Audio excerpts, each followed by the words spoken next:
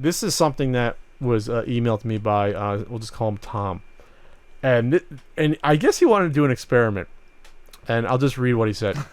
Pat, and that other guy, that's Ian.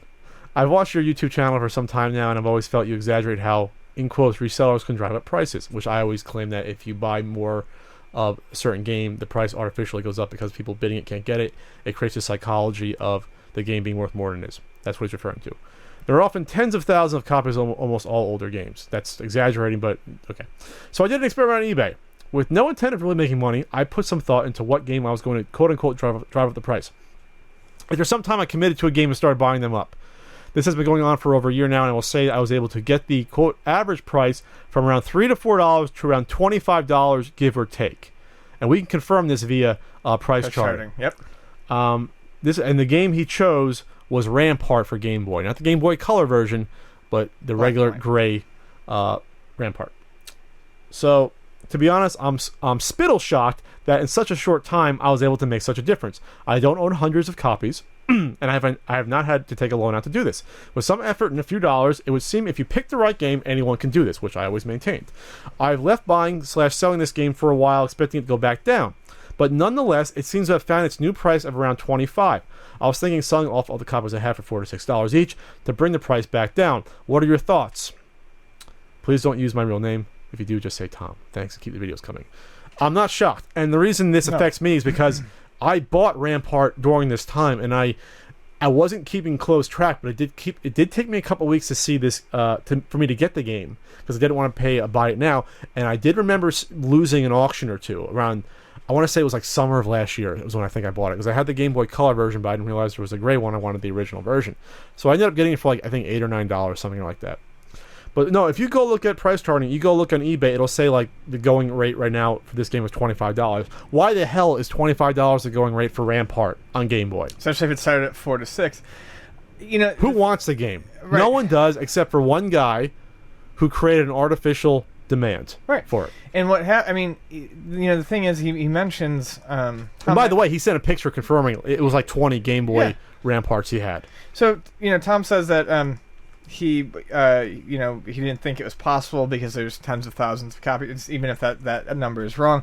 What it is if you have enough copies of a game and you have a stock of them and you put them on eBay is a kind of a narrow window. There's only so many copies of something up on eBay at any given time. So if you start charging incrementally more and more, it should not be very hard to get people to pay what you want them to pay for that game. Plus, eBay will recommend you a price to put out for buy now. They didn't do that 5-6 years ago. Once they started doing that, you automatically, to eBay's benefit, because the higher games sell for, the more money they make, you set then higher and higher basement prices on buy it now. Yeah, they have trending prices. Trending prices, which means that's what they're selling at. So that's how, if that's trending at 25, I'll put it at 28 or even higher.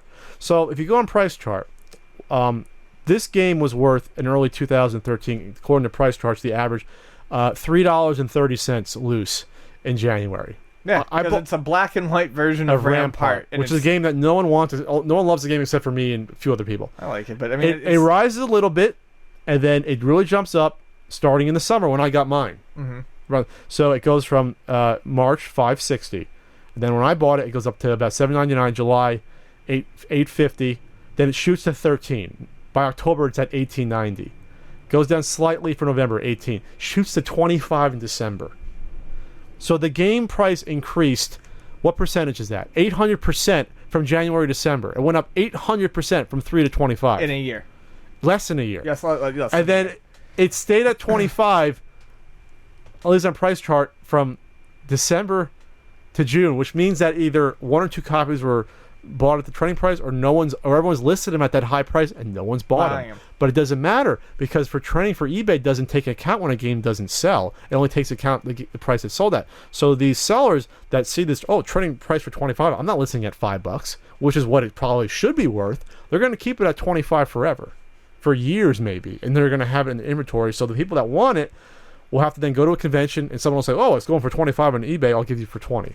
And that's how this happens. And I've gotten to arguments with people on forums and journalists about this stuff happens. I'm not saying this one case makes it all true, but it doesn't go against my argument. Yeah, it definitely provides a fucking compelling argument.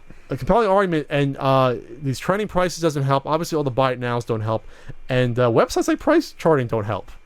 Yeah, no. Because when price guides like Beckett came out for hockey cards and baseball cards, it created a bubble in terms of people looking at the price guide for everything, price guide, and never taking into account that they could sell for less than that, or that price may not be reflective of future sales or what they could get. You know what I mean? Like, it didn't make any sense. No. So I really hope that Tom, if that's his real name, figures out a way to reverse this process. He says he hasn't been able to see it reversed yet. He says he hasn't done this yet. He said he stopped selling, hoping for it to go back down, which doesn't because of reasons that we've stopped buying.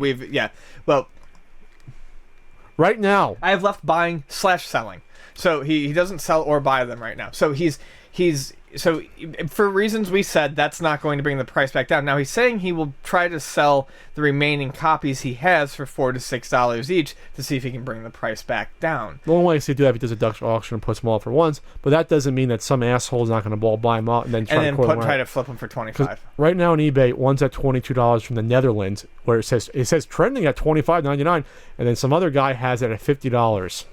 A game that I bought for $8 last summer. A game that used to average $3 a year and a half ago. A game that we've always sold for $5.